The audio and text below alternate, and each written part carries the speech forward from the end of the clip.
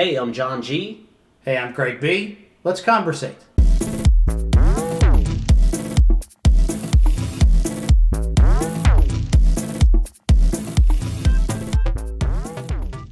Hey, so welcome back to the channel. Appreciate it. Appreciate everybody that maybe took some time out and watched some of those last episodes. Yeah, absolutely. We're not really doing a whole lot of letting people know. We're kind of keeping it low key right now, just as we kind of flesh out the growing pain, so to speak. So we growing pains, the kinks. Yeah, so we can establish a better format, kind of studio feel, kind of get a better idea of how we want to kind of set this thing to roll out. And I know in the last episodes we didn't really discuss kind of our purpose behind this. And so what I kind of want to talk to a little bit about our background and kind of what got us to where we are. So I know your kind of your thing is Toys for Tots. So I want to talk about a little bit of the work that you've done previously with that in the last 3 years, 4 years. Yeah. This was the third year that we did it. So yeah, I work for a pretty large plumbing company. That gives me a huge, pretty large customer base. And one Christmas, probably 4 years ago, it just kind of hit me like my kids are opening presents. Right. And for whatever reason, it hit me, and I'm thinking like, well, not every kid even gets a single present. Sure. We changed the format of how we even do Christmas as far as Santa Claus is concerned. Mm-hmm. So Santa Claus in our house is, he's in charge of stocking stuffers. Oh, okay. Because how's it going to look if my kids go to school and say, hey, I got a PS5 and I got this and I got that, just because me and the wife, we don't have tons of money, but we do fine. And, little Ben next to my son in school got crackers. Oh, right. Worst case scenario, he had a meal at Christmas. Sure. So we've went through and changed as much of that. I've used the last 3 years using the platform that I have at work to raise quite a few $1,000s worth of monetary gifts from customers. Right. To give to the local Toys for Tots charity, which is across the nation. It's run by the U.S. Marine Corps. It's usually ran by them. I actually got one of our other locations this past Christmas to join in a different city. Nice. So I'm helping grow their footprint already. So maybe you can help them establish it company-wide for your company, right? Exactly. And I'll just put this out there. I have no military background. I know friends that are in the military. You used to serve. That's right. I am a veteran. So it was just kind of one of these cool things that we did. And we've helped, hopefully, quite a few local kids. All I get to do is hand off the buckets of toys. Right. And the money. The lady this year told me, like, hey, we'll get you one of those plaques for helping because y'all are one of the best that do it for us. I was like, I don't need plaques or anything. Like, this is... Yeah, we don't do it for the gratitude or the recognition, right? We do it because we want to help. Yeah, this is for them. I don't care if my name's on anything. Right. I'd rather it not be. Yeah, and that's kind of the I think when we sat down and really got to discussing like our plan and our focus for this, I kind of think we're looking at it from the same perspective, just a little bit different views, right?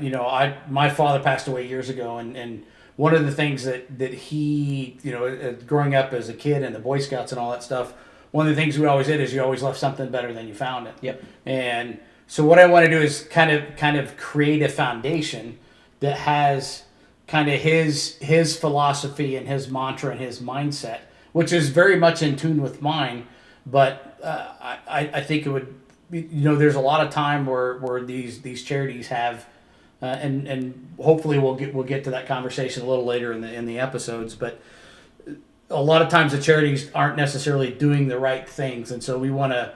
What I want to do is create a foundation to help give back, and it might not necessarily be the Toys for Tots mechanism. It might be another benefit to help somebody with cancer, right? Yep. A cancer survivor, and because at the end of the day, I watch a lot of stuff, and I'm getting up in I'm getting up in years, and so I look at things a little bit differently now. Sure. And so one of those things that I look at is like, hey, I've spent years working. I've built a little bit of a nest egg, but if I get sick, the stories that I'm reading is that a lot of times those nest eggs are just wiped out. I mean, it's gone. I mean, I saw a report on somebody the other day that was in the hospital for COVID for a few months, and they're looking at $500,000 in Right. medical bills. So yeah, a nest egg, and me and you both have not large amounts of money by any means, but we do, like I said, we do okay. Yes. $500,000 okay? No. Not even close. No, not even close. And that'd absolutely kill me. Right, So. and that's the thing, right? Is that and I'm not going to get into the politics of universal health care versus private health care versus government health care. That's a rabbit hole we are not going to go in as any part of this podcast that we do, or vlogcast, or whatever you want to call this. We have some ideas of things that we think we would like to try and do, and this is hopefully the format that's going to help get us there, whether it be the Toys for Tots or whatever ultimately the foundation that I'm looking to build settles on. I still have some legwork that I have to do with my mom and my brother to make sure that they're on board, but this is kind of the avenue that I want to use to get there. And so that's to kind of just lay the cards out on the table. That's the whole purpose of what we're trying to do here. I know in the last episode we kind of alluded a little bit to, that it was all going to be about men and mental health and that kind of stuff, but it's not. What we're trying to do is create the environment that it's comfortable and it's a safe space to have those difficult conversations sometimes, because it's not an easy thing to do for two guys to sit down on a table, and we're going to agree on probably 95% of the conversations that we have. But there are going to be those 5% that are going to be difficult conversations to have. But they need to happen. And the difference is that right now, in this political environment, and the things that are happening in the world, it's just not happening. Yeah. Because, we talked about the keyboard warrior thing and that kind of stuff. So we've completely shut off from having any sort of conversations. Absolutely. And it's really a shame, because the U.S. is very diverse culturally, right? And that's kind of been the way it's been since its foundation. This is the melting pot of the world, right? We want everybody to come over here and pursue life, liberty, and the pursuit of happiness, right? But in order to get there, sometimes you have to have difficult conversations. And if you don't agree with somebody, you need to be able to discuss it with them into why you're in disagreement with them, and keep the emotions out of it, because I think that's what's happened. Is everybody is we're in this society now where it's, I want to have it right now, right? And it's and we're in the society of how long can you wait? Yeah, right. Yeah, yeah. And I mean, and it's growing not up on our fingertips right? anymore. Growing up as a kid, that was my thing. Like, oh no, you can get that, but you're gonna have to wait, and we'll see, right? Yep. And now it's just it's immediate, it's instant gratification now. Yes. And so I know I'm getting off on a tangent a little bit, and so I want to kind of circle back. So our purpose is to develop a culture where we can have those difficult conversations and keep it civil, right? Because at the end of the day, civility is what it's all about. It's not like what's happening over in Eastern Europe right now. Yeah. And so we're just going to touch on that very briefly and say, it's unfortunate of what's happening over there, but we both agree that we stand with Ukraine on this, and that we think that there should have been more discussions, regardless of what that other side thinks of, before they went and did what they did. So yeah, and look, and there's a lot of selfishness across the world. The United States has also went into areas that we probably shouldn't have for way too long, that I think everybody can agree on. And Russia's kind of doing the same thing. And honestly, I condemn the U.S. for doing those things as well, because we're no better than that. Right. This is a little bit different in my opinion. And like you said, I stand with Ukraine and the rest of the NATO allies and everybody over there to try to keep these radical dictatorships out of the world that aren't needed. Because right. the conversations that we're having, Sure, those conversations in those areas are shut down. right. They have the access to the outlets, right? But they're being not necessarily, they can't go and do what we do and just automatically put it up, because in a lot of places it's censored. Yeah. I mean, and it's unfortunate, but that's just the way the world is, and we would love to live in a world that's free and open to everybody, but we're also fully cognizant that those other countries don't have the same freedoms that we do, Yeah. which And what makes us very, very unique. it makes us very unique, maybe too unique, Sure. because you can see certain freedoms that are taken away or not taken away, however you want to look at it, on how mad people get over them. Oh, sure. And, sure, it's and crazy. It's literally, it's meaningless at the end of the day when you look at it and see what's going on in Ukraine. Right. Like, those people were told, if you're between 18 and 60, here's a gun. Yeah. You stay and fight, and here's the thing that's absolutely, I don't want to say it's necessarily unique to them, but the fact that many of them took up arms willingly tells you the devotion that they have to their country. Yeah. Yep. Here, in what's happened in the political climate over the last couple of years, I think you would have a handful of people that would do that. But then, based on what we've seen recently, it would almost be an internal civil war, because you might have the same ultimate goal at the end. Yep. But your thought process and your mechanisms to achieve that same goal are vastly different. Well, yeah, and the conversations have broken down. Yes, there's that sitting at a table and having the conversation is just not there anymore. And even if this person came up with it and at one point thought it was a great idea, mm-hmm. and they didn't say anything, but now this person did. Right. Well, I'm just going to disagree to disagree instead of saying, I thought that a couple years ago. Why didn't we talk about that sooner? Sure. It's just this pissing match, honestly. Yeah, absolutely. So, and it's we have a phrase for it, but we're not gonna use that here. But it's a certain appendage measuring stick, yep. And which at the end of the day is absolutely stupid, because we've talked about it a couple of times now, and we don't get out of this alive, and so why would we want to do anything to accelerate that and not leave behind a lasting legacy, right? Because when my time on earth is done, I want to be able to say, yeah, I followed what my dad said and the mantra of being raised in the Boy Scouts and left it better than I found it. And right now I don't know, with what's happening, that it's going to be left that way. Yeah. It's truly unfortunate. I don't think so. And to circle back a little bit, I think every parent across the world wants to have better for their kids than what they got. Even if you had an amazing life, you always have that, I remember when my dad didn't play with me. Well, I remember before I started having kids, right? Just to use that as an example, whenever I was talking about having kids with the wife and stuff like that, I always wanted to put that back in my mind. If my kid wants to do something, as tired as I am or whatever, right. I want to try to make time. Sure, absolutely. And still today, I don't. I do a lot more than some others do. Oh, absolutely. But there's certain days. I work 60 plus hours a week. My wife, same thing. That you're just tired and you need some time to just. You need that me time. Yeah. I think we've talked about that. You need that me time and the ability to kind of decompress and de-stress from the day, because that's one of the things that I struggled with early on.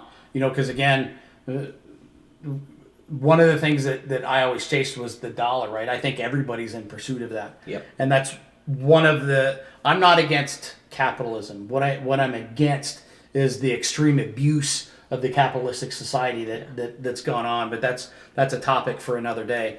But in my pursuit of the dollar, I gave up a significant chunk of my personal private life because of that. Yeah. And so one of the things when that I looked at when I left one of my employers was I was going to go back into a place and look at and make sure that I was going to have the flexibility to take the time off that I needed to for anything. Yeah. But I also needed to have some place where I could have a little bit of a separation where when I left, they didn't have a phone number to contact me after hours. Yeah. And the issue with that is, unfortunately, we're driven by that kind of desire to work, that push to work. Yeah. And whether you're sick or on your taking your last breaths or whatever, everybody has somebody else that they have to report to, which is not, I think, the best thing that we need to have. I think there's better mechanisms to do it.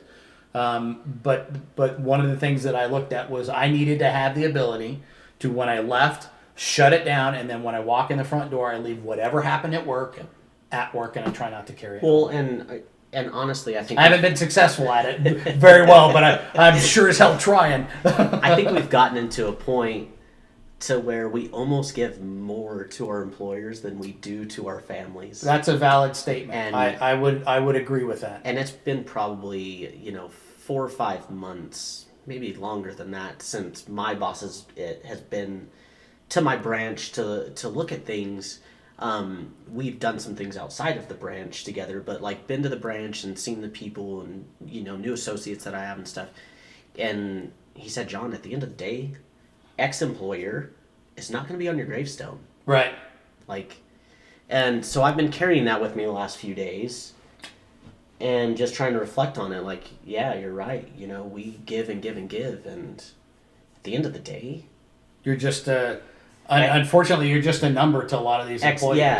Ex-employer isn't going to just be they're not going to be standing at your graveside. No. Your family is. No, he's just another number. Yeah. I mean, and it's not the case for all employers. I don't want everybody to think that every employee or every employment company has that same mantra and that same mindset, because they don't, because there are the exceptions. Yeah. And the one I can't think of the name of the company now, but he's the CEO that makes the same base pay as every other employee in his company. Yep. And his company is so successful because everybody makes the exact same. Yeah, everybody. They have a downturn in sick time.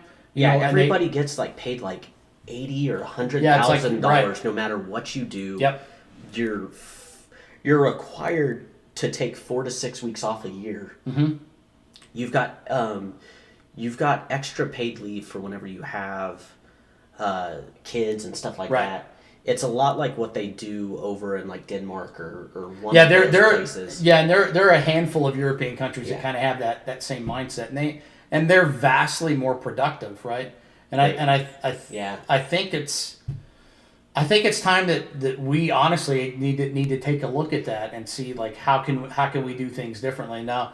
I mean, in my career and where I've been, I started out, I had my own company for a few years, and I was able to, at that point in time, when I had employees based upon contracts that I had that was, for work that was going on, I was to pay them a decent wage, right? And I mean, back then it was $10 an hour, but I mean that was almost minimum wage was probably $5.25 or something. Yeah, it was ridiculously low. Yeah. And so I was able to, and it wasn't a whole. I didn't have contract after contract after contract because I was unfortunately trying to start my business right after 9/11 happened, and there were still some economic pieces that we're having as part of that. And so I think if I did the same thing now, it would be completely different. And that's kind of what I want to do, right? I want to go back and say this is not the ideal way to do it. That might be the old school way of thinking, but it's no longer no longer necessary.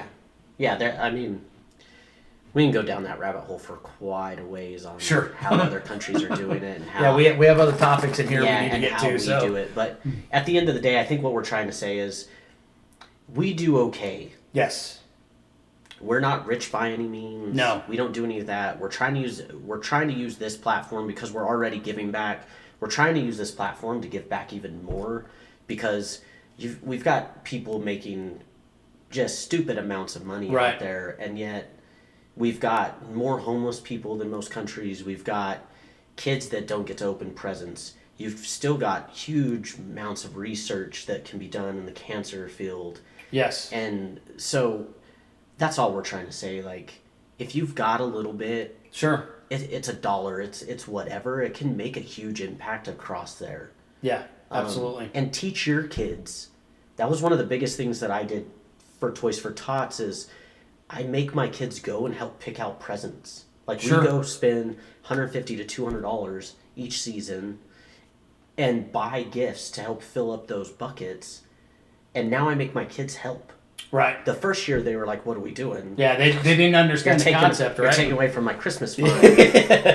Yeah. Now they look at it and they're like, they're pumped up about going. They're like, this will be good for, this girl or whatever. Right. These people that we don't know that are going to get these things. They're just... Because I think a lot of what happens, and I think, again, this is just coming from my perspective, right? Is that I think in a lot of these unique circumstances is it's not personal, right?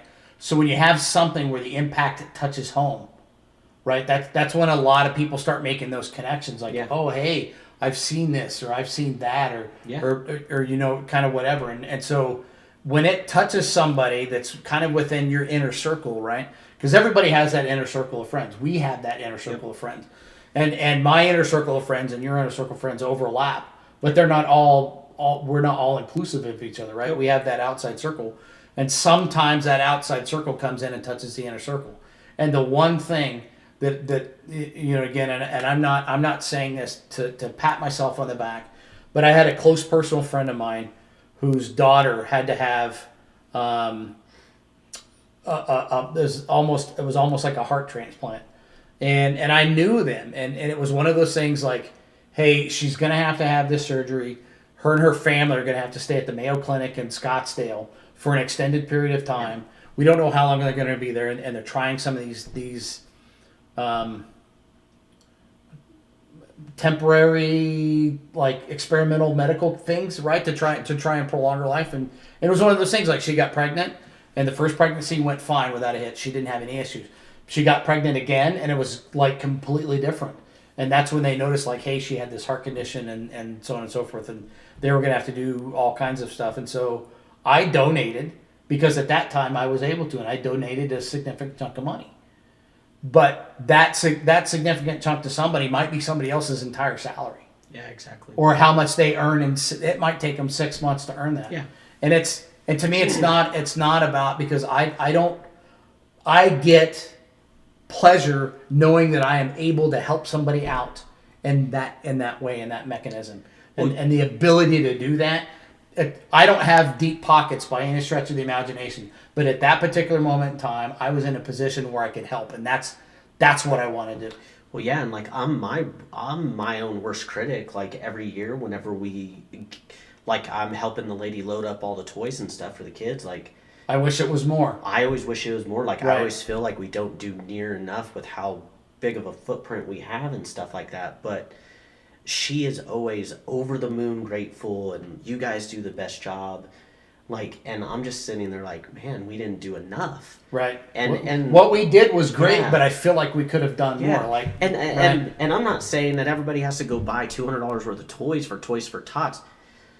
It seems like everywhere you go now is asking for a donation. We were out shopping yesterday. I ended up donating $5 for something at the Under Armour store, something to do with making sure kids have balls or something like that. Oh, okay. I guess I missed that. I didn't see that. So of course, I'm kind of a sucker for those things because my wife works in retail and is down that. So I let her sign me up for whatever. I gave her the donation.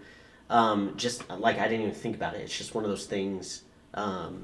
So do whatever you can. Right. Absolutely. Like, do whatever you can. And if you don't have money to donate your time. Right. There's like, absolutely no pressure here at all. Some of these companies just need help with logistical things. Right. They need manpower. Yeah. And not necessarily financial power, but they need manpower to help get the things and or start it in your community. Grab some friends, and if you didn't know that you could do that there, absolutely say, hey, I heard about this on a crazy podcast. Yeah, hey, nice plug. Yeah, nice exactly. Plug. Like, I heard about this on here, and how can I help? How can I do that in my community? Right. It doesn't take money. I get the boxes from Toys for Tots every year for free. She gives me the banner that I can put up at work. It costs me nothing except for the donations that I give, and me asking every customer that comes in, hey, you want to drop me some money? Go buy some toys. Yeah, bring it back, stick it in the donation box, and I so one other thing, I want to save some of this conversation because I know we have a topic in here to kind of come full circle to this. So what I want to do is I want to wrap up this segment with this.